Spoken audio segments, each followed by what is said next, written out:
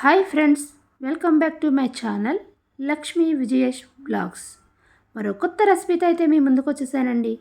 ఈరోజైతే అవిసె గింజల కారప్పొడితో మీ ముందుకు వచ్చేసాను. ఈ అవిసె గింజల కారప్పొడి తయారు చేసుకుని ప్రతిరోజు తినడం వల్ల మన ఆరోగ్యానికి చాలా మంచిదండి. అయితే ఈ అవిసె గింజలు కారప్పొడి తినడం వల్ల మన గుండె చుట్టూ ఉండే కొవ్వు అనే పదార్థాన్ని తొలగించి గుండె జబ్బులు రాకుండా చేస్తుంది.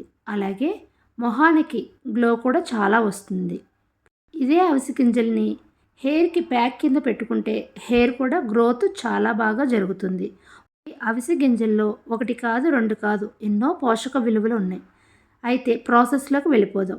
ఇక్కడ నేను తీసుకున్నట్టు ఇవన్నీ తీసుకుని పక్కన పెట్టుకుందాం. ముందుగా అయితే నేను అవిసె గింజలు తీసుకుని ఒక పాత్ర తీసుకుని బాగా వేడి చేసుకుని దాంట్లో నేను వేగించుకున్నాను, ఆయిల్ అనేది లేకుండా.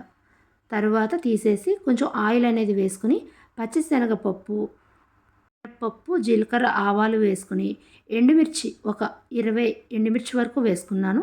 అలాగే ఒక 3 కప్పుల ధనియాలు తీసుకుని నేను ఫ్రై చేసుకున్నాను. ఫ్రై అయిన తర్వాత కరివేపాకు కూడా వేసుకోండి. ఒక గుప్పుడు, పెద్ద గుప్పుడు కరివేపాకు వేసుకోండి.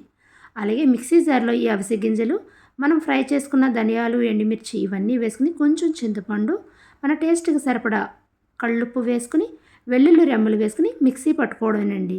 మిక్సీ అనేది కొంచెం బరగ్గా పట్టుకుంటే మనకి రైస్లోకి చాలా బాగుంటుంది. అలాగే ఇడ్లీలోకి, దోశలోకి, దేనికైనా ఈ కాంబినేషన్ చాలా బాగుంటుందండి. మనకి మార్నింగ్ చట్నీస్ గట్ట చేసుకోవడానికి కుదరదు. అలాంటప్పుడు ఈ కారప్పొడిలో ఇడ్లీ అయినా దోశ అయినా తినడం వల్ల ఆరోగ్యానికి ఆరోగ్యం, అలాగే టైం కూడా కలిసి వస్తుంది. ప్రతిరోజు ఒక ముందు ముద్దలో మనం కారప్పొడి అనేది వేసుకుని మనం రైస్లో తింటూ ఉంటే మన ఆరోగ్యానికి కూడా చాలా మంచిదండి. ఇలా ఒక డబ్బాలో, గాజు డబ్బాలో స్టోర్ చేసుకుంటే 1 మంత్ కాదు 2 మంత్స్ అయినా సరే మనకి నిల్వ ఉంటుంది. ఇంకెందుకు ఆలస్యం, ఇలాంటి రెసిపీస్ కోసం నా ఛానల్ని లైక్ చేయండి, షేర్ చేయండి. మీరు కూడా తప్పకుండా ట్రై చేసి మీకు ఎలా వచ్చిందో కామెంట్ సెక్షన్లో